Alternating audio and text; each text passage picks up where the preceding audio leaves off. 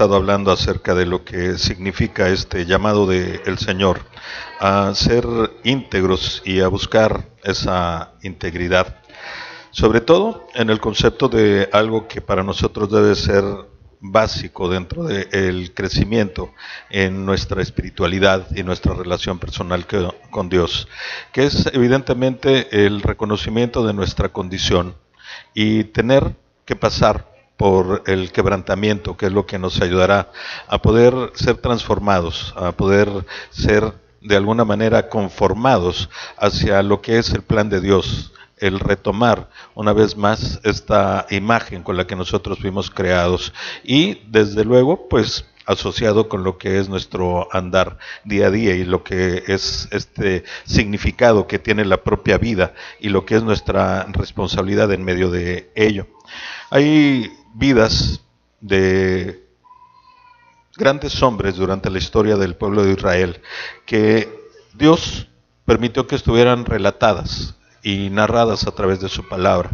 Algunas de ellas con gran detalle, y la vida de David específicamente es una de ellas. Comentábamos en otra ocasión, es tan amplio el relato de la vida de David, que está a través de 66 capítulos de la Biblia.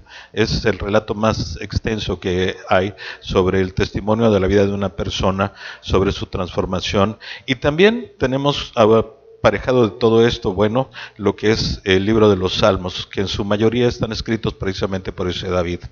Es un libro que refleja todas las facetas del sentimiento y de las emociones que se fueron desarrollando en el corazón de David, en su mente, pero todas ellas nos dan un testimonio de cómo fue su relación con Dios, a pesar de los momentos de exaltación, los momentos de felicidad, los momentos de gran tristeza, de angustia, de dolor, todo está ahí reflejado. Y a través de la vida de David es que nosotros podemos vernos perfectamente ilustrados y nos vamos a ver enfrentados hacia la realidad de lo que estamos sufriendo, de lo que estamos viviendo y muchas veces de lo que está por pasar en nuestras vidas. Y hay un relato que es interesante por la manera como se viene desarrollando.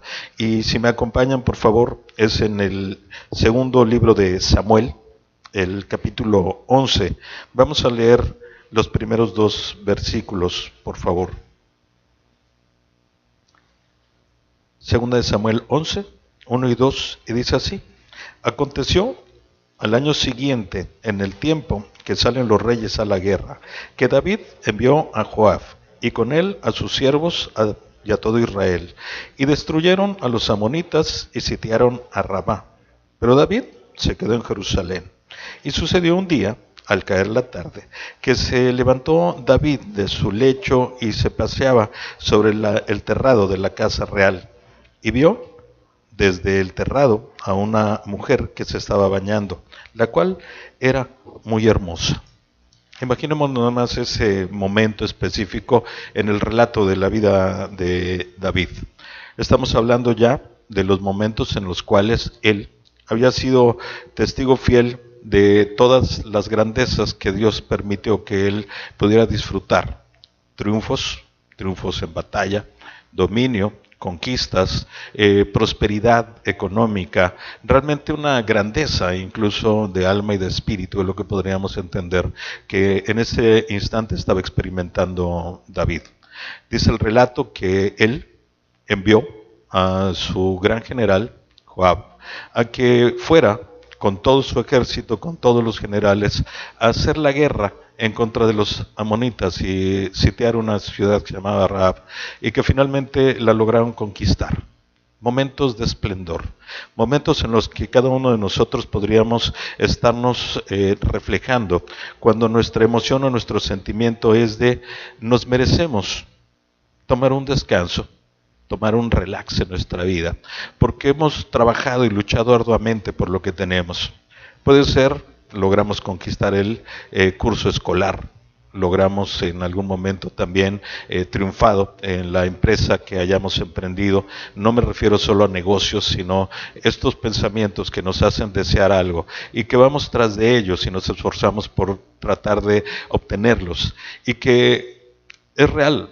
es algo que muchas veces llega a nuestro corazón, esa necesidad de poder decir, voy a disfrutar un ratito de lo que he logrado hacer, de lo que ha sucedido. Incluso en su momento, y estoy completamente seguro, que David agradeció a Dios por todas estas cosas, porque él dice el relato que David era un hombre conforme al corazón de Dios. Y en ese sentido, bueno, pues tenemos obviamente esa certeza acerca de la manera como David estaba honrando constantemente esa relación estrecha, esas bendiciones, todo lo que Dios le había permitido hacer y obtener. Pero llegó justo el momento de ese relax. Yo me quisiera imaginar un poquito el escenario de todo lo que se dio. Y yo creo que muchos de nosotros hemos vivido fotos como estas, tal vez no en ese sitio, sino en cualquier otro, donde vemos una terraza acogedora, donde quisiéramos estar admirando de todo lo que es el paisaje, poder realmente incluso reconocer la grandeza de lo que hay ahí y de lo que Dios nos da. Momentos muy especiales en los que sinceramente disfrutamos de ese tiempo de esparcimiento, ese tiempo en el que nos permitimos descansar de las presiones del día, de la vida. Y yo creo que era un tiempo y un sentimiento muy similar en el corazón de David, ya que, lo dice claramente, él envió a todos sus generales, a lo mejor de su ejército, al pueblo entero, a que fuera a hacer guerra en contra de los amonitas. Pero él se quedó para tomar ese tiempo específico, me supongo que obviamente muy convidado de todo lo que había logrado hacer atrás, confiado plenamente en que el pueblo iba a cumplir con la misión que se le había encomendado, y también confiado en que Dios era el que estaba con su pueblo, el que le iba a dar ese triunfo. Él había tenido la experiencia total, esa relación con Dios, esa manera en la que de alguna manera podría él estar completamente seguro y convencido de que Dios estaba con él. Tuvo la experiencia siendo un simple pastor del pequeño rebaño de ovejas de su padre. La palabra nos dice que él era el cuidador de ese rebaño. Y nos enteramos que no tan solo las cuidaba y las apacentaba, sino que las guiaba correctamente, las protegía. Él tuvo la experiencia del poder de Dios porque nos dice que él estuvo defendiendo esas ovejas incluso de los osos, de los leones, y él estuvo ahí presente. Entonces tenía mucho testimonio acerca de esa relación estrecha con Dios. Y en ese estado, pues entonces sí, pues justificamos el que él tuviera esas merecidas vacaciones, ese momento especial en el que se sentó en ese lounge, como ahora los llamamos, en unos sillones muy cómodos, paseó en ese deck de madera muy pulida, con los pies descalzos, a lo mejor en una túnica, en una noche fresca. No sé qué tanto pudiera haber estado en medio de esta circunstancia, pero me supongo que eran momentos deseables, ¿no? En los que estamos ahí disfrutando de ese amplio sillón, la vista impresionante y cosas que todos consideramos merecernos. Pero lamentablemente el relato que a continuación vamos a ver nos declara acerca de una circunstancia totalmente desviada de la vida de David, en un momento en el que él se permitió distraerse, probablemente con esta falsa seguridad de yo ya lo tengo bajo control y puedo tomar precisamente las riendas de mi vida. Y en esa distracción, en un falso sentimiento de bienestar, simplemente dejó que una mujer hermosa entrara por sus ojos. En esa terraza hermosa, en esta vista increíble que pudo haber tenido David desde ese lugar, había algo especial. Y para su momento, muy específico, podemos entender que en David había un sentimiento profundo que aún estaba arraigado y no se lo había entregado a Dios. Y tuvo que pasar por una situación muy especial para que precisamente él, a pesar de ser un hombre conforme al corazón de Dios, tuviera que pasar también por ese valle del quebrantamiento. Vamos a leer lo que viene en el relato más adelante. Dice así: envió David a preguntar por aquella mujer y le dijeron: aquella es Betsabé, hija de Eliam, mujer de Urías, Eteo. Y envió David mensajeros y la tomó y vino a él y durmió con ella. Luego ella se purificó de su inmundicia y se volvió a su casa. Y concibió a la mujer y envió a hacerlo saber a David diciendo: estoy encinta. Entonces David envió a decir a Joab: envíame a Urías, Eteo. Y Joab envió a Urías a David. Cuando Urías vino a él, David le preguntó por la salud de Joab y por la salud del pueblo y por el estado de la guerra. Después dijo David a Urías: descienda a tu casa y lava tus pies. Y saliendo Urías de la casa del rey, le fue enviado presente de la mesa real. Mas Urías durmió a la puerta de la casa del rey, como todos los siervos de su señor, y no descendió a su casa. E hicieron saber esto a David, diciendo: Urías no ha descendido a su casa. Y dijo David a Urías: ¿no has venido de camino? ¿Por qué? Pues no descendiste a tu casa.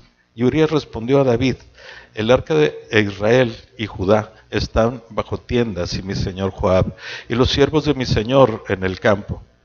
¿Y había yo de entrar a mi casa para comer y beber y dormir con mi mujer? Por vida tuya y por vida de tu alma, que yo no haré tal cosa. Y David dijo a Urías: quédate aquí aún hoy y mañana, y te despacharé. Y se quedó Urías en Jerusalén aquel día y el siguiente.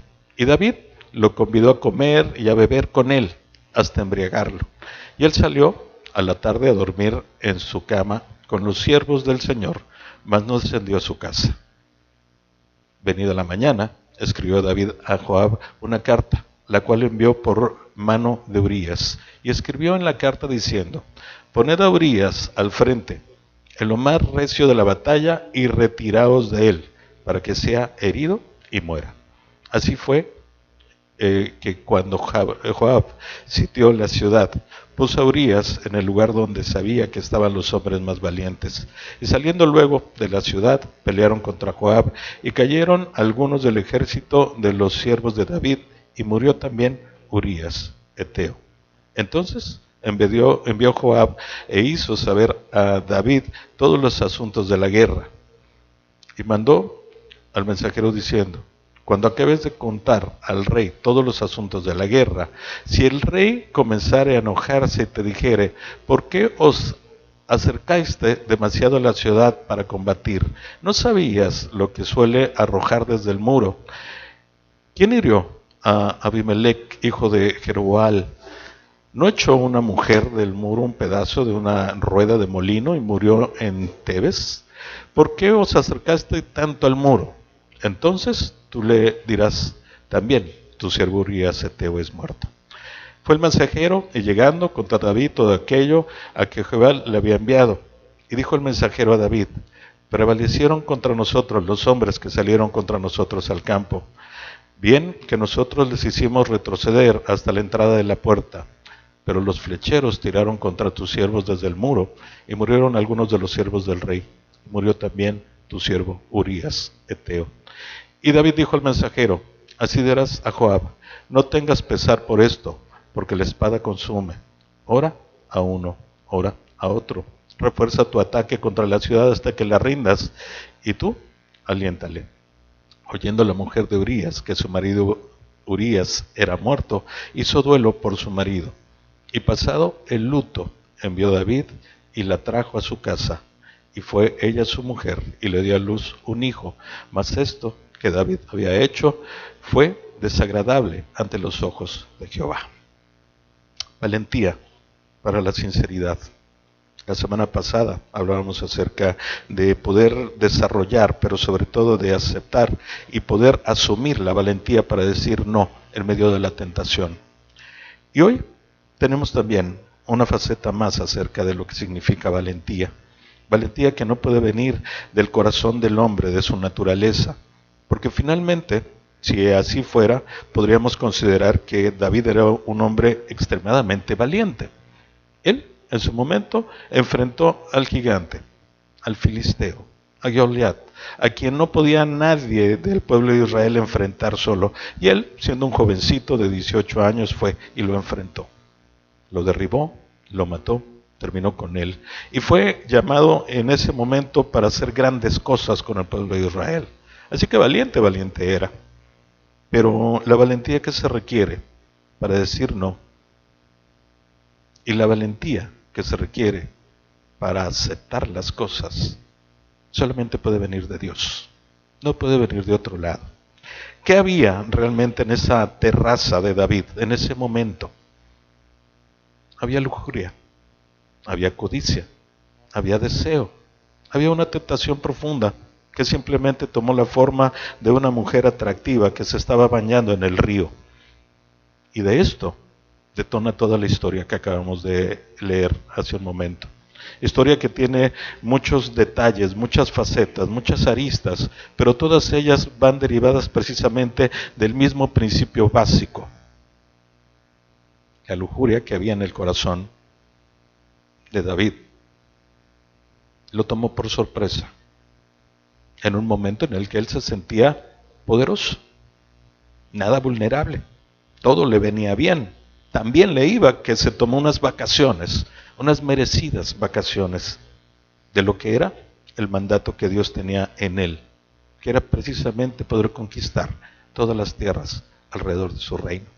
Pero finalmente vemos entonces que en esta circunstancia hay algo que está ahí, presente en esa terraza, en ese terrado, como dice la palabra. Y la pregunta de reflexión para nosotros hoy es: ¿qué hay en tu terraza? ¿Qué son las cosas que se presentan en tu vida que te distraen? ¿Qué es eso que se puede formar no tan solo de un pensamiento, sino convertirse en un deseo, y ese deseo te lleve a actuar de una manera incorrecta? Fuiste vencido por el deseo. Te hizo ser falta, te hizo ese poder para decir no. Pero una vez que caíste, bueno, hace falta también esa fortaleza, esa valentía para poder aceptar las cosas, para la sinceridad. ¿Qué sucedió con la vida de David? Yo creo que es algo realmente interesante el poderlo analizar punto por punto, pero hoy simplemente vamos a darnos cuenta de cómo este proceso fue creciendo y cada vez fue peor y peor lo que venía haciendo. Todo empezó por un pequeño desliz. Se permitió ver algo que no debió de haber contemplado, porque hay una gran diferencia. En la vida nos podemos ver enfrentados a cosas, ver situaciones atractivas, pero depende precisamente de nuestra fortaleza y nuestra valentía de decir no, el hecho de pasar nuestra vista para otro lugar y no permitir que ese deseo empiece a crecer, que nos empiece a quemar, que llegue a tal grado que nos empiece a dominar, y una vez que caemos en él, entonces sí, tengamos consecuencias mucho más graves de lo que estamos viviendo. Imaginémonos nada más toda esta cascada, una avalancha tremenda de acontecimientos que se vinieron dando para ocultar lo que en algún momento David hizo. Pudo haber parado todo, simplemente cambiando sus ojos hacia otro lugar. Su reino era maravilloso. Él pudo haber visto hacia cualquier sitio, él pudo haber seguido disfrutando de esa terraza hermosa, de su paz, de ese descanso, pero se permitió que el deseo llegara a su corazón. Y entonces sí, las cosas se dieron de mal en peor. Dice el relato que una vez que se fijó en Betsabé, en ese momento la codició. Hizo todo lo posible para que la trajeran a su presencia. Ejerció su autoridad como rey para que Betsabé estuviera con él y durmiera con él una noche. De ahí viene, evidentemente, la consecuencia. Betsabé queda encinta y se lo hace saber, avergonzada, porque dice el relato que ella, después de que salió de la presencia del rey, fue y se purificó de lo que estaba sintiendo. Pero lamentablemente para ella no era solo purificarse, ella tenía ya un hijo ahí que estando. En el momento que David se entera Y ahí es donde empezamos a tener este conflicto, esta lucha espiritual. Si hubiera sido una valentía directamente de parte de Dios, Él lo pudo haber reconocido. Es decir, sí, la regué. Señor, perdóname, ¿qué hacemos? ¿Cómo voy a salir adelante de todo esto? ¿Qué me dices que haga para poder ir? Pero no, muy por el contrario, empieza con un mecanismo de autoprotección para poder saber cómo librarme de esta vergüenza. Hablaba el miércoles en el grupo de varones acerca de algo que Jorge Briceño menciona como tu instinto de conservación. Y yo creo que eso fue lo que en su momento actuó. Esa naturaleza imperfecta del hombre actuó en David. Y ese instinto de conservación, esa debilidad para aceptar las cosas, para enfrentarlas, para poder ser sincero, lo llevó a idear algo. Ok, que venga el marido, no importa que esté en medio de la batalla, por favor que se vaya a su casa para que duerma con su mujer, porque una vez que lo haga, entonces sí vamos a poder decir, ese hijo no es mío, es hijo de tu marido. Así que con esto tapé por completo las consecuencias de mi acto pecaminoso, de mi desliz, de mi debilidad, de esta forma en la que no fui fuerte para soportar lo que había de tentación en mi vida. Pero lejos de eso, hace traer a Urías, lo trata bien, lo manda con la mujer. Urías, con esta sinceridad de corazón, se ve reflejado hacia la realidad de lo que el pueblo está haciendo, y dice, ¿cómo creen que yo voy a ir a mi casa? Está todo el ejército aquí, está el arca del pacto frente a nosotros, todos están durmiendo a la puerta del palacio del rey, yo no puedo ir para allá. Y se queda en ese campamento.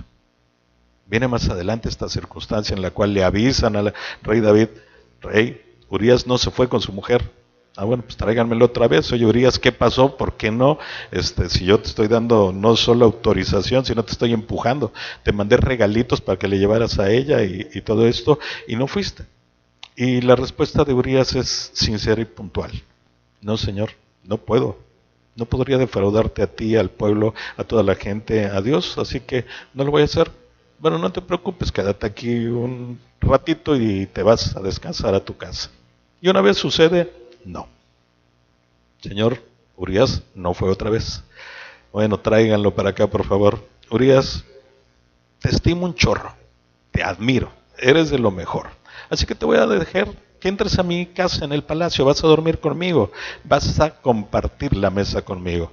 Entonces sí, le dio de comer, de beber, lo embriagó, hizo todo lo posible para que ese general se fuera a dormir con su mujer.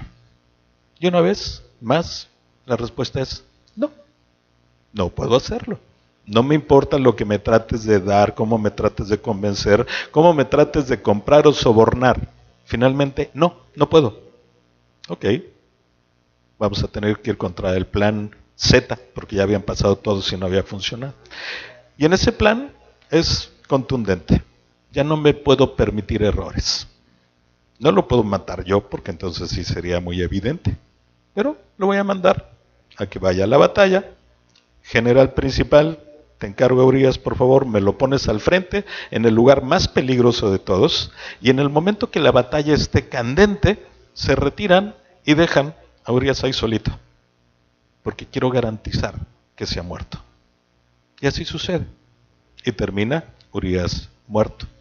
A David le avisan que Urías muere, y en ese momento se siente aliviado. Mi pecado, mi desliz, mi tropiezo, como le llamen, quedó oculto, ya no tengo problema. Entonces, sí, Betsabé, vente a mi casa, vas a ser mi mujer, y ya no tengo problemas. Si la historia hubiera terminado ahí, pues sería el reflejo de muchas de nuestras acciones, porque somos muy hábiles para ocultar lo que no es conveniente, pero somos muy débiles para enfrentar las consecuencias y sobre todo el precio de lo que significa haber transgredido la palabra de Dios. Las faltas éticas y morales han acosado a los creyentes a lo largo de los siglos. David es un ejemplo de ello. No es exclusivo de David, Leemos en la palabra del Señor otros ejemplos y otras ocasiones en las cuales lamentablemente hubo personas que tomaron decisiones por sí mismas y todas ellas tuvieron consecuencias. Pero David nos muestra con mucha claridad lo que significa precisamente ese momento de distracción en nuestra vida.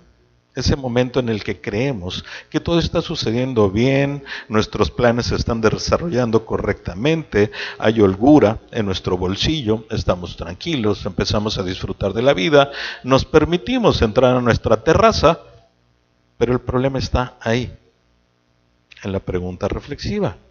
¿Qué hay en nuestras terrazas? En el caso de David había codicia, había lujuria, había soberbia. Había muchas cosas que él no las pudo identificar en su momento y que sufrió las consecuencias de ello. Eso es natural a nuestra vida. Cuando un creyente hace lo que sea para obtener algo que quiere, el egoísmo o la codicia suelen ser los consejeros principales. Te lo mereces, es tuyo. ¿Por qué no permitírtelo?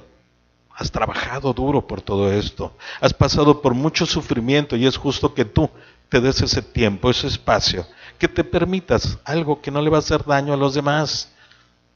Es solamente para ti. Queda entre esa persona y tú. Nadie más se va a enterar. Y nos permitimos entonces llegar a grados extremos en los cuales lo que ponemos en juego y el riesgo es tan alto, pero la venda es tan gruesa, que no tenemos parámetro para poder trabajar. Y Dios está observándonos, tristemente observándonos. La palabra de Dios nos dice que Jesús lloró en el momento que iba acercándose a Jerusalén. Llegó a un monte alto y desde ahí veía hacia abajo. Se entristeció su corazón y él lloró, porque vio la falta de guía en el corazón de todas esas personas y decía que los veía tristemente como ovejas y como ovejas sin pastor. Y ese era un momento específico también en el que me supongo que Dios, viendo la actitud de David, también se entristeció. Porque David, a pesar de tener esa relación tan estrecha, a pesar de que la palabra lo describe como un hombre conforme al corazón de Dios, en ese momento específico se alejó de él.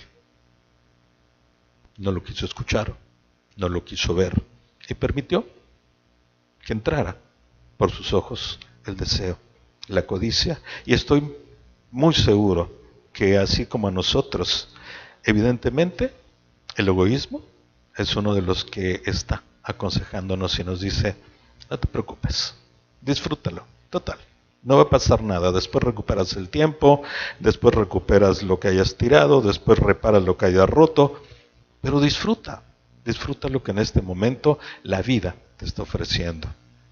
En muchas ocasiones, el deseo incorrecto puede tentarnos a manipular personas y circunstancias, incluso a inventar mentiras.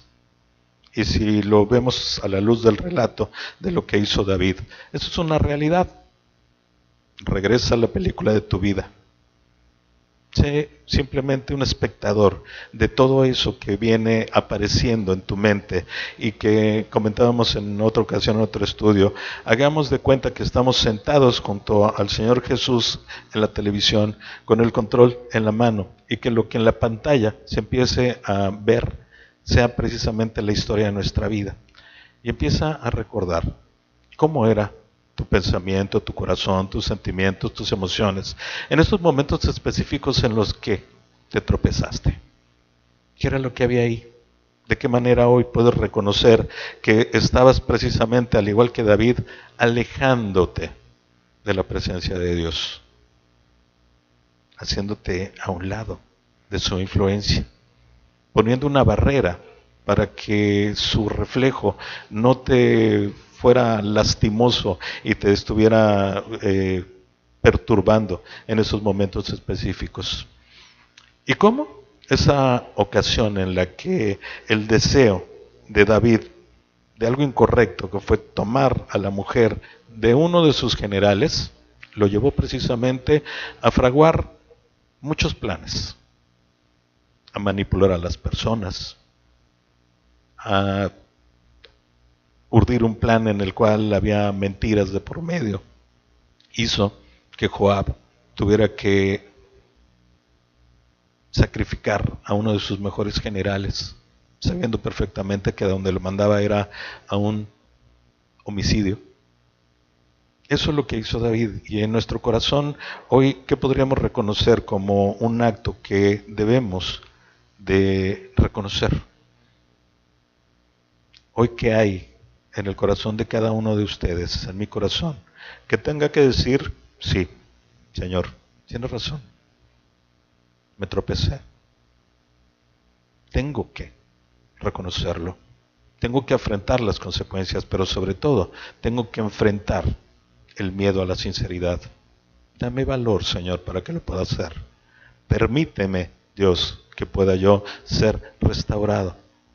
En el caso de David, si siguen leyendo el siguiente capítulo, vemos ese valle del quebrantamiento por el cual el Señor lo hizo pasar.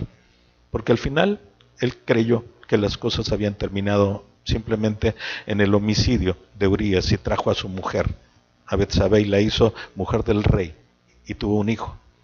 Y su hijo muy poco tiempo después murió, porque Dios decretó que ese hijo tenía que morir. Y vemos la expresión en el relato de David, como en el momento que su hijo enferma y él es anunciado de que su hijo morirá, cambia completamente, es un duelo tremendo. Él, la palabra dice que se postra en tierra, se rapa, hace muchas cosas para poder tratar de manipular a Dios y que el decreto que ya había hecho él cambiara y no muriera su hijo. Y Dios no se lo concede, porque él tenía que pasar por ese quebrantamiento, para entonces sí, cambiar su actitud total, para que su dependencia a Dios regresara. Iba a tener grandes bendiciones después, pero al principio tuvo que pasar forzosamente por ese valle del quebrantamiento, que lo hizo no reconocer, sino después de un enfrentamiento con el profeta Naamán, que le dice, oye, ven para acá y te cuento una historia en la que Dios me dice que te lo anuncia. Hay un hombre rico con una cantidad de ganado tremenda, y que llegó a un sitio donde había una persona que tenía una sola corderita y se la quitó para hacer sacrificio con ella. Y David dice de inmediato, ¿quién es para irlo a matar? ¿Cómo se atreve a hacer estas cosas? Y el profeta le dice, eres tú, por lo que hiciste.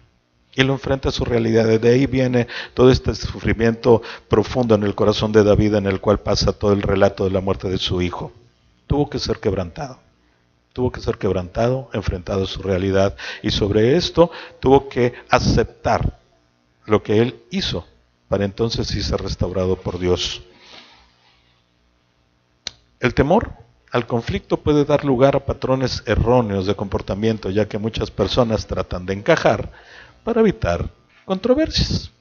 Simple. ¿Qué hago? ¿Cómo puedo salir de esta?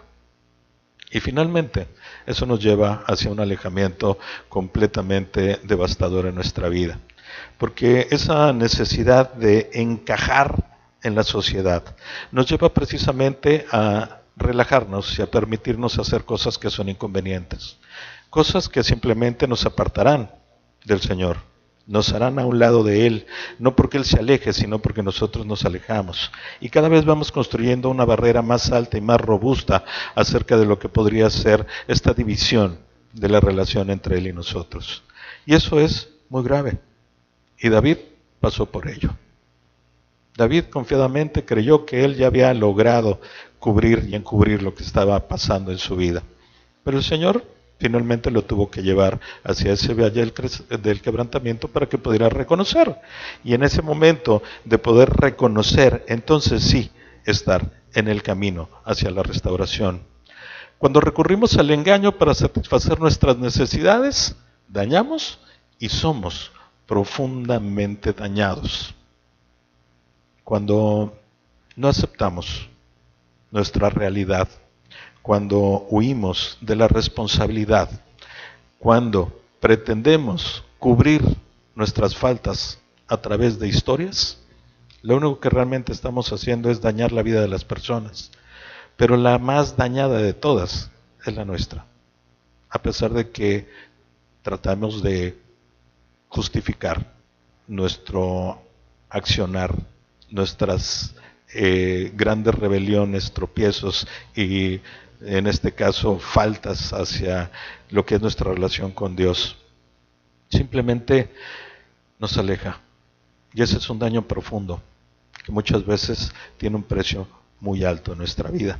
Así que analicemos lo que está sucediendo en nuestro corazón, qué realmente está pasando ahí dentro de nuestros pensamientos, qué tanto tenemos esa influencia todavía de las cosas que están en nuestra terraza, en ese lugar donde estamos solos, enfrentados a nuestra vida y que lamentablemente muchas veces nos lleva a la distracción.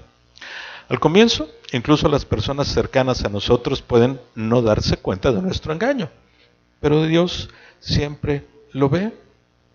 En el caso de David, no había quien estuviera presente que pudiera echarle en cara algo, pues finalmente era el rey. Él pidió que le trajeran a esa mujer y sus siervos obedecieron.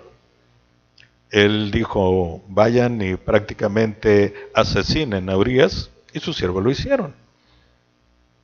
Pero a pesar de todo esto, Dios seguía atento a lo que David estaba haciendo, a pesar de que él creyera que no, porque su plan que diseñó era casi perfecto.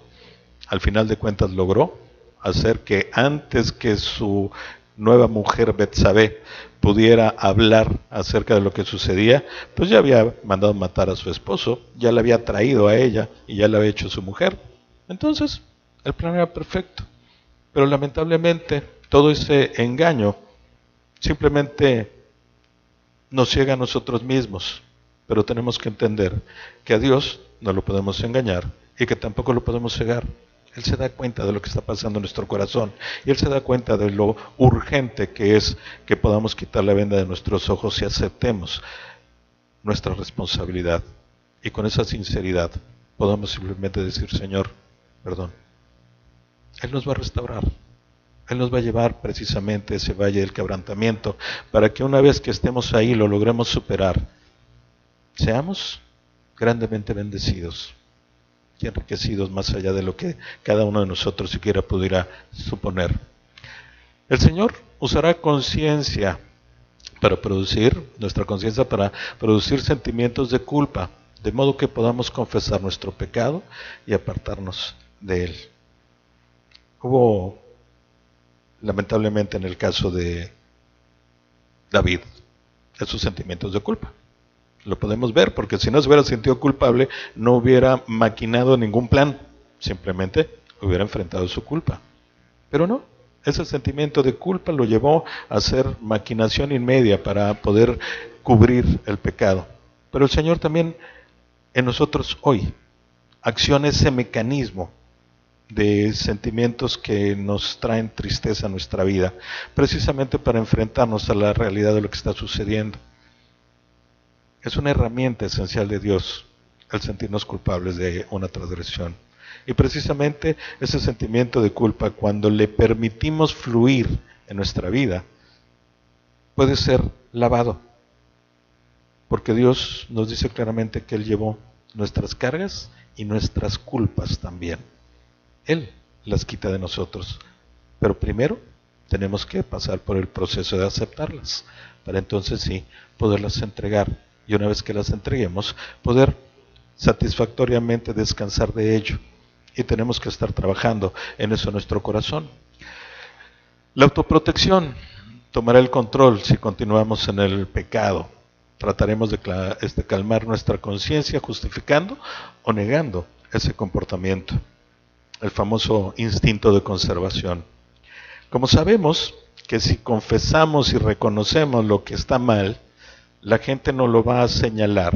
Y como no queremos pasar por ese dolor del señalamiento, entonces tratamos de encubrirlo. Y obviamente esa autoprotección lo único que nos va a llevar es precisamente a alejarnos cada vez más de la salida, de la restitución, de la restauración, de estrechar la relación con Dios. ¿Por qué? Porque vemos el ejemplo de David. Él fue echando una cosa encima de otra, cada vez más, para tratar de cubrir lo que sucedía en un principio, pero lamentablemente el único que se autoengañó fue él. No engañó a nadie más y mucho menos a Dios. Y eso es parte de lo que nosotros debemos de comprender constantemente, que por más que nos esforcemos por encubrir y no reconocer, estamos simplemente aplazando el momento de ser perdonados y de ser restaurados.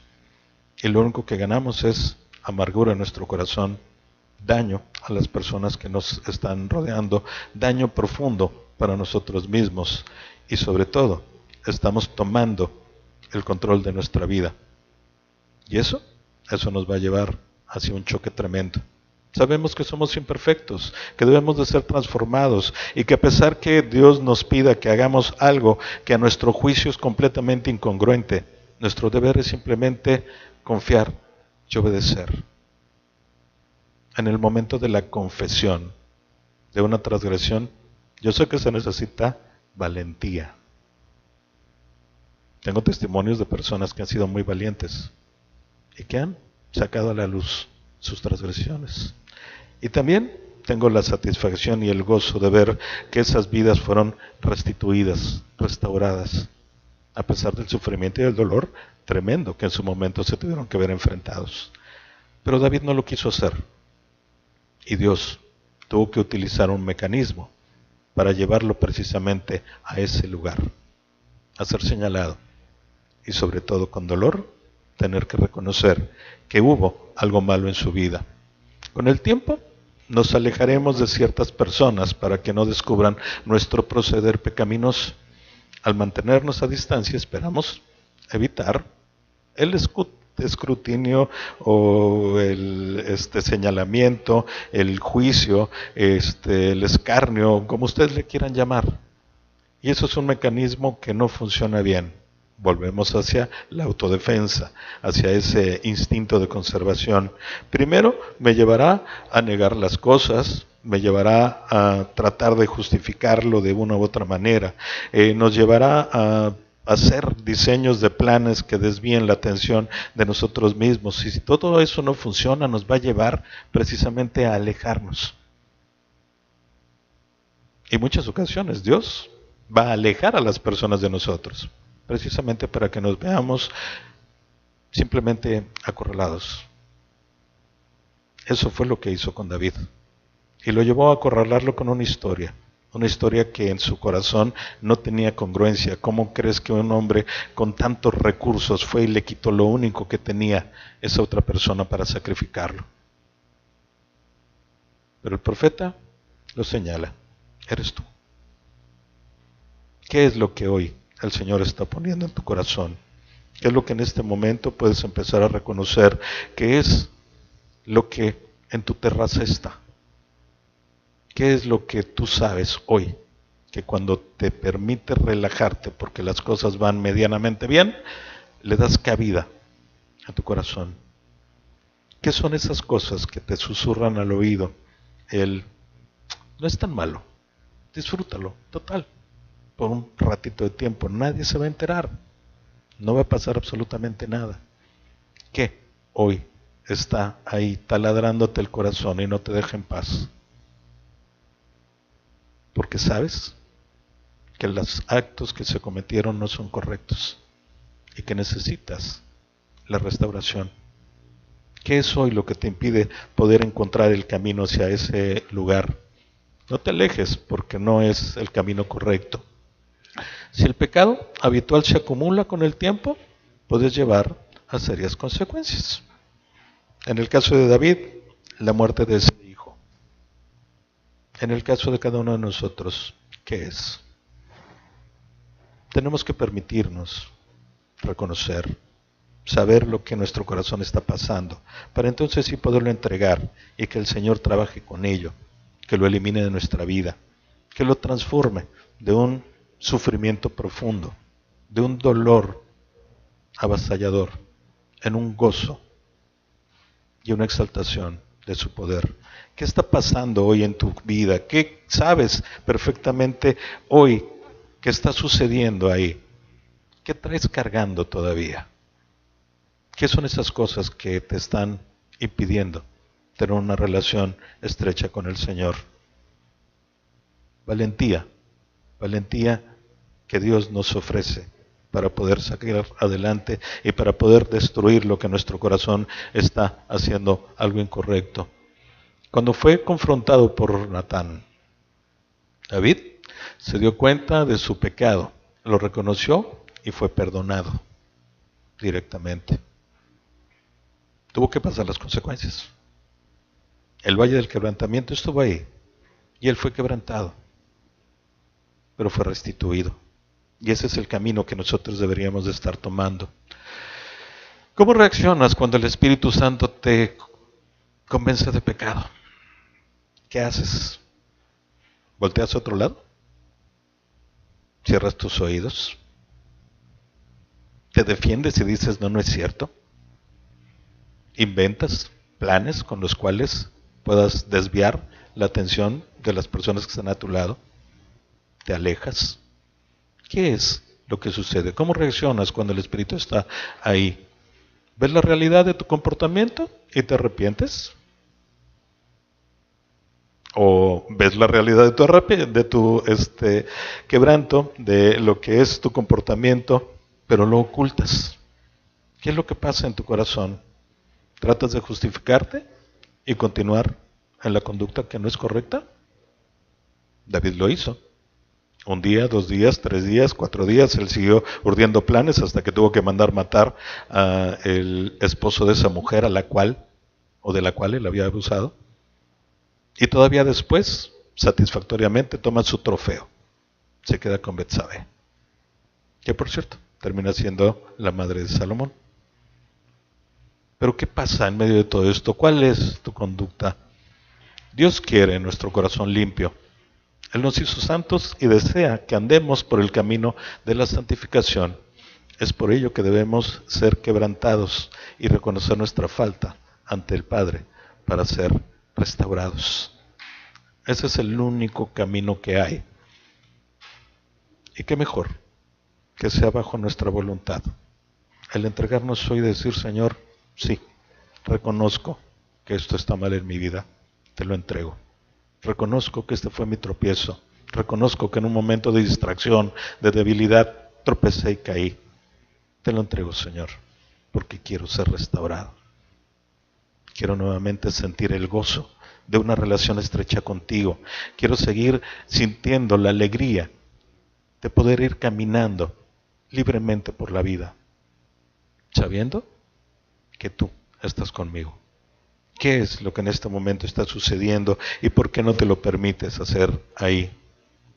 La pregunta que Dios te hace siempre, ¿estás dispuesto?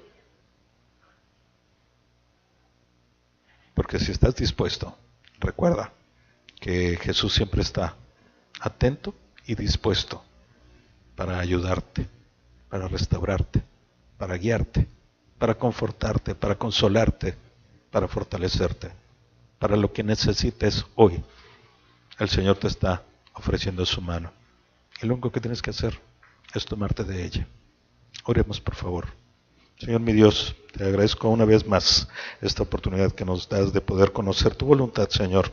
Pero sobre todo, hoy, Dios mío, te pedimos que trabajes en nuestro corazón, que sea tu espíritu el que se mueva como un fuego abrasador y no nos permita estar en calma hasta que logremos voltear a ver la realidad de nuestra vida, de nuestro corazón, y podamos tener, a través de tu fortaleza, esa valentía para reconocer, para ser sinceros, Señor, para tomarnos de tu mano, porque necesitamos ser restaurados. Te damos gracias, Señor, en el nombre de Jesús. Amén. Que tengan una muy buena semana.